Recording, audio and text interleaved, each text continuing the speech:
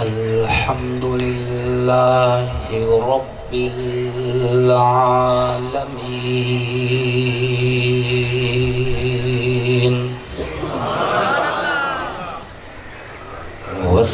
والصلاة والسلام على سيد الأنبياء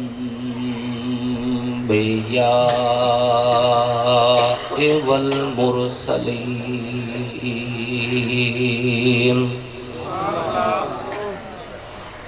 وعلى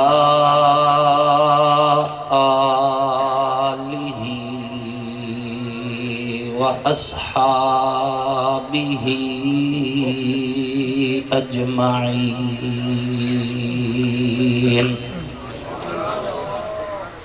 أما بعد فأعوذ بالله من الشيطان الرجيم بسم الله الرحمن الرحيم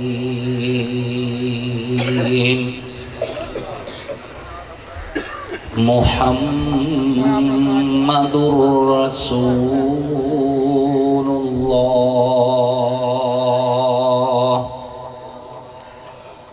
والذين معه أشداء على الكفار رحماء بينهم تراهم ركعا سجدا يبتغون فضلا من الله ورضوانا وقال النبي صلى الله عليه وسلم أنا خاتم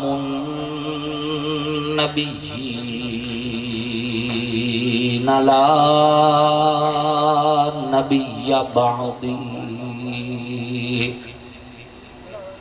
صدق الله وصدق رسوله النبي الكريم ونحن على ذلك لمن الشاهدين والشاكرين والحمد لله رب العالمين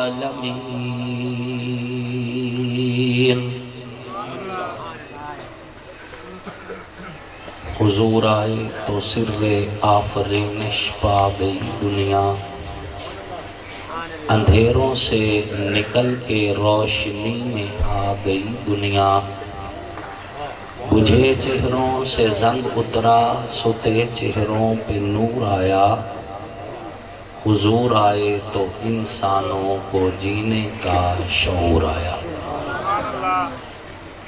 واجب ست تکریم محسنین ملت علماء کرام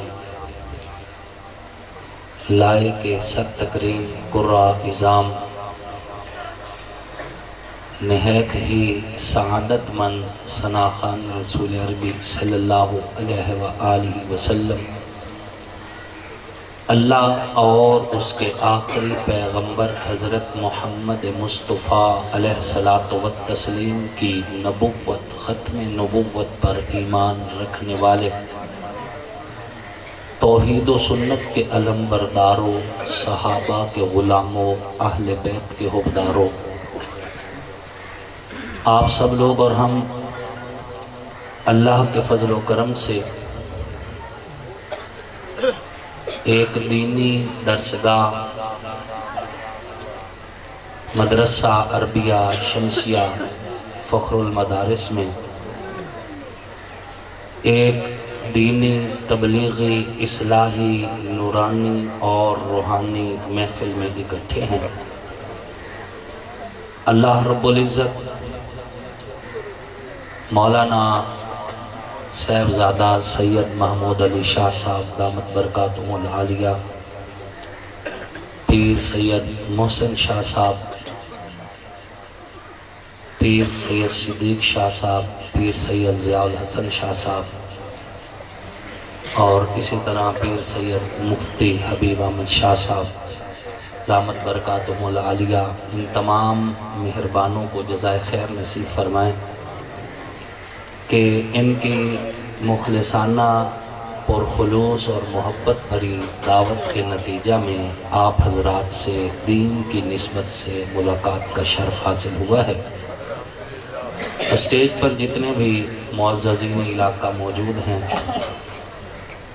اور جتنے پنڈال میں میری نظروں کے سامنے معززین علاقہ آپ کی صورت میں موجود ہیں، دعا گو ہوں اللہ رب العزت آپ سب کو میرے سمیت ایمان، عزت، صحت کی سلامتی والی لمبی خوشحال زندگی نصیب فرمائے، اور جب تک زندگی ہے اللہ رب العزت کامل ہدایت والی زندگی ہم سب کو نصیب فرمائے، اور جب خاتمہ ہو تو اللہ رب العزت کلمہ طیبہ لا الہ الا اللہ محمد الرسول اللہ پڑھتے ہوئے ہم سب کا خاتمہ ایمان پر فرمائے۔ سامعین محترم، بہت لمبی گفتگو تو اس وقت ممکن نہیں ہے، چونکہ الیکشن کی مصروفیات میں جتنے بھی پروگرام تھے میں لکھ نہ سکا، تو پروگرام اکٹھے ہو گئے، یعنی آج ہی کے دن یہ پروگرام بھی ہے اور آج ہی کے دن کبیر والا تحصیل کی ایک مضافتی آبادی ہے، وہاں پر بھی ابھی جلسہ شروع ہے، تو میں نے وہاں پر بھی حاضری لگوانی ہے۔ اللہ رب العزت آپ سب کا آنا، اس فقیر کا آنا، ہمارا ملنا، بیٹھنا، کہنا اور سننا قبول فرمائے۔ تمام تعریفیں اس رب لم یزل کے لیے ہیں جس رب نے تمام نبیوں کا انتخاب فرمایا، اور تمام تعریفیں اس رب کے لیے ہیں جس نے نبیوں میں سے خاتم النبیین حضرت محمد الرسول اللہ کو بنایا، اور تمام تعریفیں اس رب کے لیے ہیں جس نے حضور صلی اللہ علیہ وآلہ وسلم کی ختم نبوت کے ساتھ خلیفہ بلا فصل سیدنا ابو بکر صدیق رضی اللہ تعالی عنہ کو خلیفہ اول بنایا۔ تمام تعریفیں اس رب کے لیے ہیں جس نے امیر المؤمنین حضرت عمر الفاروق رضی اللہ تعالی عنہ کو حضور صلی اللہ علیہ وآلہ وسلم کا خلیفہ دوم بنایا۔ تمام تعریفیں اس رب کے لیے ہیں جس نے جناب سیدنا عثمان ذو النورین رضی اللہ تعالی عنہ کو حضور صلی اللہ علیہ وآلہ وسلم کا خلیفہ سوم بنایا۔ تمام تعریفیں اس رب کے لیے ہیں جس نے مولا کائنات امیر المؤمنین حضرت مولا علی کرم اللہ وجہہ کو رسول اللہ صلی اللہ علیہ وآلہ وسلم کا خلیفہ چہارم بنایا، اور تمام تعریفیں اس رب کے لیے ہیں جس نے نبی کے سارے یارانے کو عزتوں کے تاج بخشے اور نبی کے پورے گھرانے کو عزتوں کے تاج بخشے۔ بعد حمد و صلاۃ کے سامعین محترم، اہل سنت والجماعت کا یہ نمائندہ سٹیج، اور اس نمائندہ سٹیج پر میں اپنی آج کی مختصر سی گفتگو رسول اللہ صلی اللہ علیہ وآلہ وسلم کے ختم نبوت کے تاج اور مسلمانوں کے عقیدہ ختم نبوت کے حوالے سے کرنا چاہوں گا کہ اللہ رب العزت نے رسول اللہ صلی اللہ علیہ وآلہ وسلم کو سب سے آخری نبی بنا کر بھی بھیجا اور نبیوں پر مہر بنا کر بھی بھیجا۔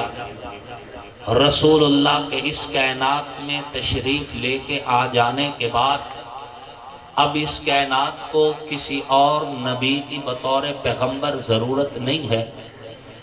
ہدایت کے سارے وعدے، ہدایت کے سارے وسیلے، ہدایت کے سارے راستے، ہدایت کے سارے چشمے، ہدایت کی ساری صورتیں رسول اللہ کی تشریف آوری پہ مکمل ہو چکی ہیں۔ اب کائنات کو کسی اور نبی کی ضرورت نہیں ہے۔ کوئی ذلی بروزی کروزی مرزقانے جیسا موزی لاکھ دعویٰ کرے ہم اس کو بطور نبی چند منٹ کے لیے بطور نبی تسلیم کر کے کافر نہیں ہونا چاہتے، ذرہ برابر بھی اس کی نبوت کی دلیل سننے کو تیار نہیں ہے۔ جب رب لم یزل نے فرما دیا ما کان محمد ابا احد من رجالکم ولکن رسول اللہ وخاتم النبیین، تو اب کوئی ہواؤں میں اڑ کے دکھائے، پانی پہ چل کے دکھائے، کعبہ کے غلاف میں لپٹے، زمزم میں نہا کر دکھائے، یا کوئی بھی طریقہ اختیار کرے، ہم اس سے کوئی دلیل تسلیم کرنے کو تیار نہیں ہے، اس لیے کہ بڑا واضح عقیدہ قرآن کی صورت میں، حضور کے فرمان کی صورت میں اس امت تک پہنچ چکا ہے، اور رسول اللہ کی خلافت کے ساتھ متصل، رسول اللہ کی رسالت اور ختم نبوت کے ساتھ متصل سلسلہ خلافت کا جو شروع ہوا، دنیا کو پیغام تھا کہ حضور کا خلیفہ آئے، اب اور کوئی نبی نہیں آئے گا۔ خلافت ختم نبوت کی دلیلوں میں پہلی دلیلوں میں ہے کہ آپ کے بعد اب خلافت کا سلسلہ شروع ہوا ہے، اب نبوت کا سلسلہ نہیں ہے۔ پہلا خلیفہ آئے، اس نے آتے ہی دنیا میں سب سے پہلے جو لشکر روانہ کیے ہیں وہ دو طریقوں سے روانہ کیے گئے، یا مانعین زکوٰۃ کے خلاف تھے یا منکرین ختم نبوت کے خلاف تھے۔ منکرین ختم نبوت کے خلاف میرے پاک پیغمبر کے خلیفہ بلا فصل سیدنا ابو بکر صدیق نے آپ علیہ السلام کی ختم نبوت کے تحفظ کے لیے وہ اصولی جنگ لڑی۔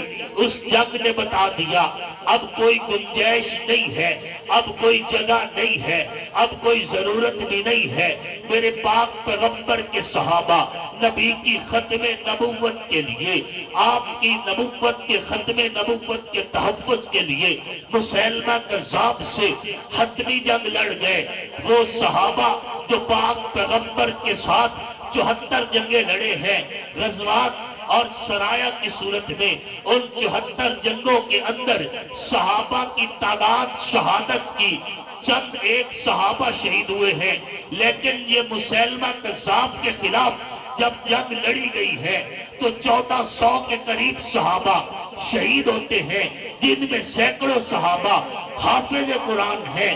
دنیا کو بتا دیا کہ ختم نبوت کے عقیدے کے تحفظ کے لیے بدری صحابہ بھی قربان ہوئے ہیں، کر دیے ہیں، حافظ صحابہ بھی قربان ہوئے ہیں، کر دیے ہیں۔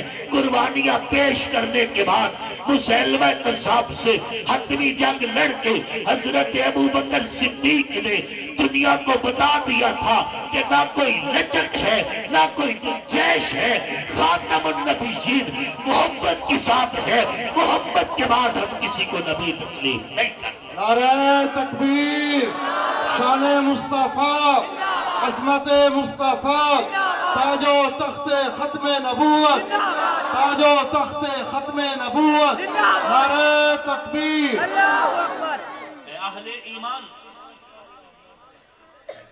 یاد رکھیں،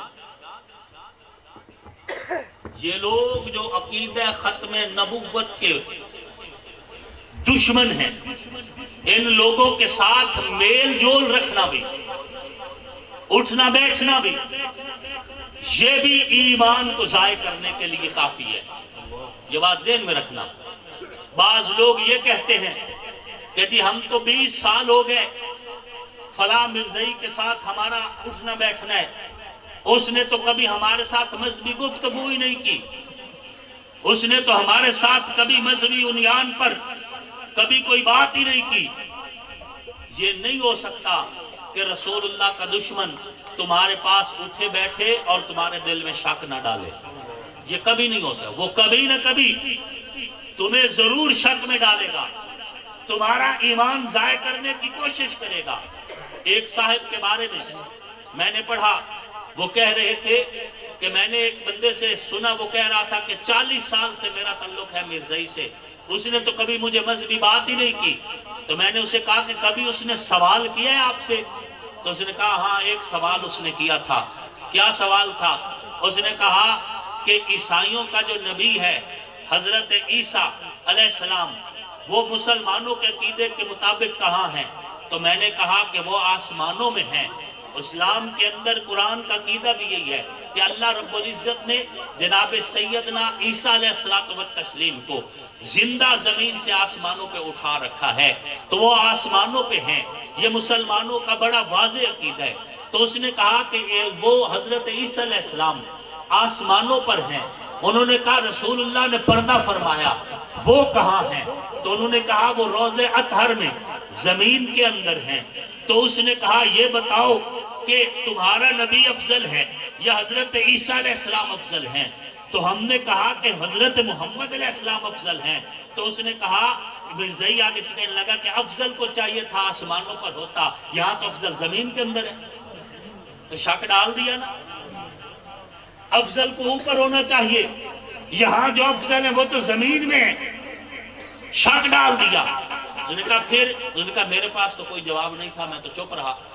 اب یہ بتاؤ جب چپ رہا تو اس کا مطلب ہے کہ شک آ گیا نا، اور جب دل میں شک آ گیا تو ایمان اپنی جگہ پہ نہیں رہا. تو اس سے بہتر ہے کہ آپ ان لوگوں کے پاس بیٹھے ہی نہ، اور کبھی کوئی شک اور وسوسہ دل میں کوئی ڈالے تو پھر آپ علماء سے رجوع کریں. علماء آپ کے عقیدے کے محافظ ہیں، علماء مذہبی اقدار کے محافظ ہیں، علماء آپ کے دین کے محافظ ہیں. اور یہ مدارس دین کے قلعے ہیں. دشمن کا سب سے پہلا وار مسجد پہ ہوتا ہے، مدارس پہ ہوتا ہے، مسجد میں ہوتا ہے، علماء پہ ہوتا ہے، طلباء پہ ہوتا ہے. وجہ کیا ہے؟ وہ یہ سمجھتے ہیں کہ ہماری ساری کوششیں اگر ناکام ہو رہی ہیں تو منبر کے ذریعے ہے، محراب کے ذریعے ہے. ان کی ساری کوششوں پہ اگر پانی پھرتا ہے تو علماء کے ذریعے سے پھرتا ہے. کل جب طاغوت میرے ملک پہ قابض تھے تو اس وقت کے انگریز کو جوتے مار مار کر اگر کسی نے نکالا تھا تو علماء تھے، طلباء تھے. مساجد کے منبر محراب میں آواز بلند کی تھی. کل کی بات نہ کرو، آج کی بات کرو. افغانستان میں جب طاغوت دھاڑتا ہوا آیا تھا تو وہاں سے انگریزوں کو جوتے مار مار کے جنہوں نے بتایا علماء تھے، طلباء تھے. نعرہ تکبیر، شان مصطفیٰ، عظمت مصطفیٰ، شان علماء دیوبند. نعرہ تکبیر. دشمن خوف زدہ ہے، لیکن یہاں پہ اتنا ضرور کہوں گا کہ دشمن تو ہم سے ڈرے یہ تو سمجھ آتا ہے.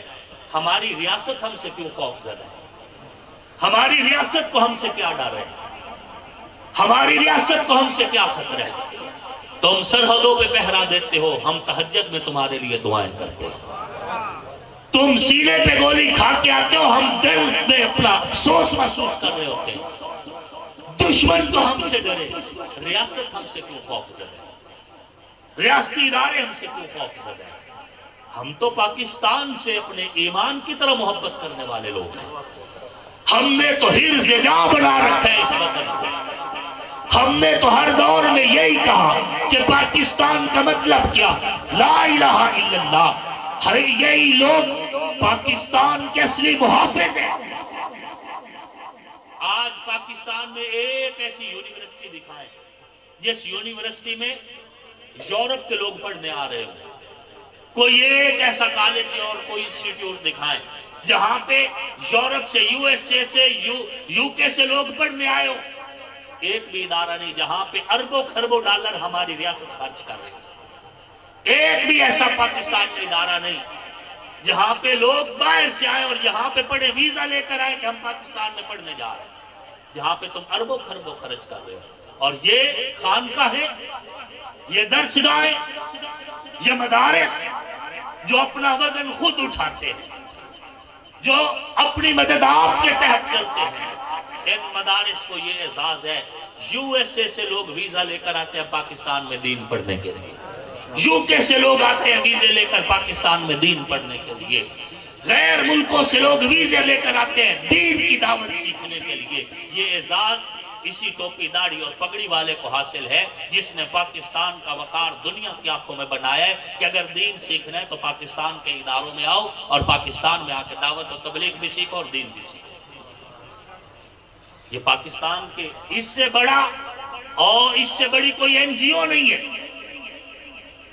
یہ مدارس. تو سامعین محترم میں عرض یہ کر رہا تھا کہ یہ ٹوپی داڑھی اور پگڑی، یہ مسجد منبر اور محراب، یہ تمہارے عقیدوں کے محافظ ہیں، یہ تمہارے نظریات کے محافظ ہیں، یہ تمہاری اس فکر کے محافظ ہیں جو اکابر سے نسل در نسل تمہارے تک پہنچائی گئی. شک میں ڈال دیا اس کو کہ جب حضرت عیسیٰ علیہ السلام آسمانوں پہ ہیں تو کہنے لگا کہ وہ افضل ہیں پھر. اب یہ مسلمان بیچارہ شک میں ایک عالم کے ساتھ جب پہنچے تو عالم نے اسے بتایا کہ آپ نے کبھی ترازو کو دیکھا ہے؟ اس نے کہا دیکھا ہے. انہوں نے کہا ترازو میں جو پلڑا نیچے ہوتا ہے وزن ہمیشہ اسی کا ہوتا ہے. نہیں سمجھ؟ ترازو میں جو پلڑا نیچے ہوتا ہے وزن ہمیشہ اس کا ہوتا ہے.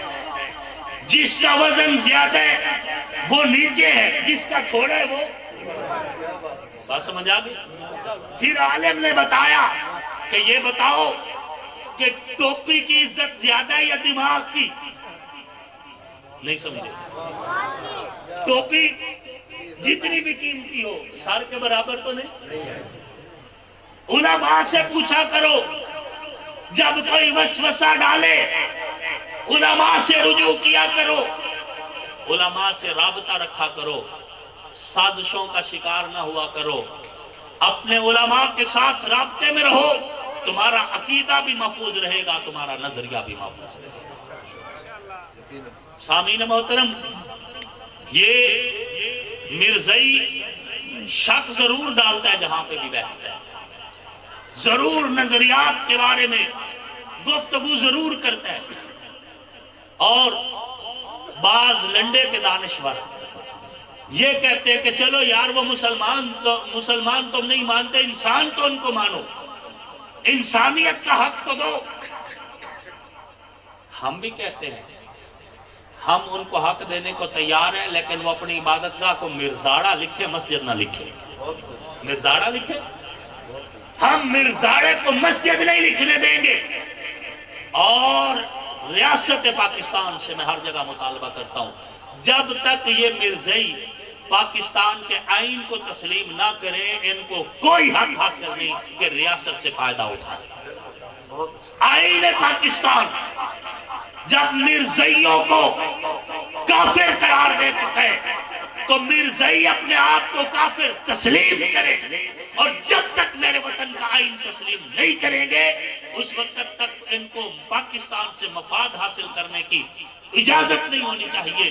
بجلی میری استعمال کرتے ہیں، وطن میرے کا پانی استعمال کرتے ہیں، سانسیں میرے وطن میں لیتے ہیں، وسائل ہمارے استعمال کرتے ہیں، اور انکار بھی ریاست کے آئین کا کرتے ہیں. یا یہ آئین کو تسلیم کرے یا پھر میری ریاست کے وسائل استعمال کرنا چھوڑ رہی ہے بات. جی ان کو اجازت دینی چاہیے.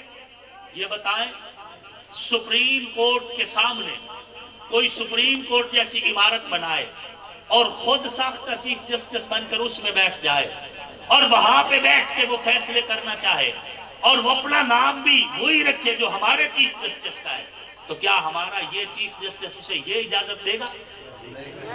دے گا؟ چاہے اس بات کو چھوڑے. یہاں پہ کوکا کولا کی ایک فیکٹری لگی ہوئی ہے، اس کے سامنے کوئی آ کر ایک اور فیکٹری لگا لیتا ہے اور اپنا نام بھی کوکا کولا رکھتا ہے، ویسا لیبل ویسا سارا کچھ بنا کر وہ دوسری فیکٹری چلانا چاہے، یہ والے اس کو چلانے دیں گے؟ کیا خیال ہے؟ جب دنیا کے اعتبار سے تم ایک برانڈ کو دوسرا لیبل نہیں لگنے دیتے تو پھر ہم اسلام کا لیبل کسی مرزائی کو کیوں لگانے دیں؟ ہم کیوں اس کو یہ اجازت دیں؟ یہ لنڈے کے دانشوروں کو ساری مثالیں دین کی طرف کیوں مڑتی ہیں ان کی؟ کہیں مسجد اچھی بن گئی تو ان لنڈے کے لیبرلز نے آگے سے کہنا شروع کر دیا جو بوری سیمنٹ کی مسجد کو دے رہے تھے بہتر تھا کسی یتیم کو دے دیتے. کہیں پہ کسی عالم دین کے پاس اچھی گاڑی آ گئی، یہ دیکھ لو جی اچھی گاڑی رکھ لی تھی، اس سے بہتر تھا کسی یتیم کی شادی کروا دیتے۔ کسی نے دوسری بار حج کر لیا، یہ لنڈے کا لبرل پوسٹ کر رہا ہے کہ جی اس سے تو بہتر تھا کہ بار بار حج کرنے کی بجائے کسی یتیم بچی کی شادی کروا دیتے۔ اور تمہیں یہ ساری مثالیں مسجد اور حج اور نماز اور ان چیزوں پہ متصل نظر آتی ہیں۔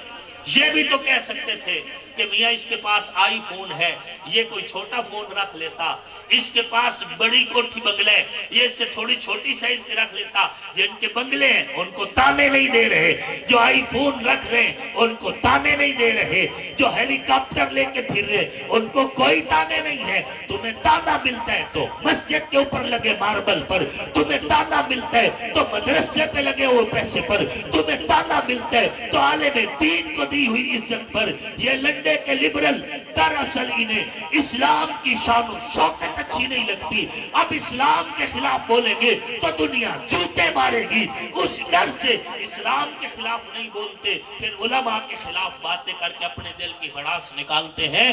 لیکن انشاءاللہ اگر وہ موجود ہیں تو یہ دیوانے بھی موجود ہیں، اگر نفرت کرنے والے موجود ہیں تو یہ محبت کرنے والے بھی موجود ہیں۔ ہماری نظریں ان نفرت کرنے والوں پہ نہیں ہیں، ان محبت کرنے والوں پہ ہے۔ ہم کلمہ حق بلند کرتے رہیں گے، نبی کی ختم نبوت کے نعرے لگاتے رہیں گے، عظمت اصحاب محمد بیان کرتے رہیں گے، آل محمد کا مقام بولتے رہیں گے۔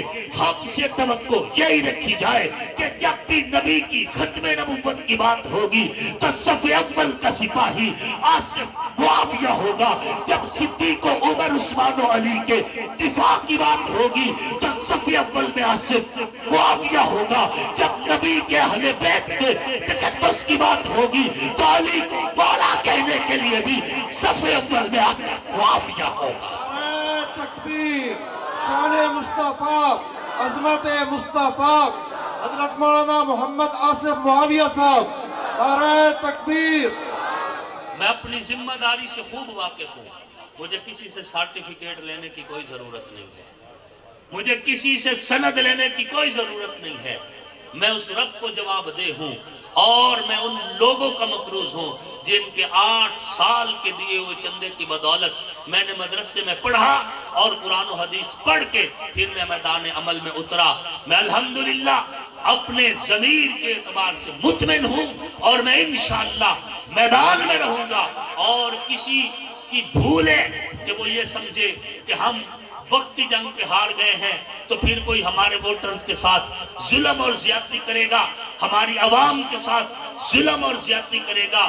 میں کھلا پیغام دینا چاہتا ہوں، دادا گیری، رسا گیری، چور بازاری، رشوت ستانی اور بدماشی کرنے والوں کے لیے ہم کل بھی موت تھے اور آج بھی موت ہیں، کل بھی موجود تھے آج بھی موجود ہیں، اور انشاءاللہ کوئی یہ نہ سمجھے کہ میرا ووٹر لاوارث ہے۔ ہم اپنے ایک ایک ووٹر پہ پہرا دے بھی رہے اور انشاءاللہ دیتے بھی رہے۔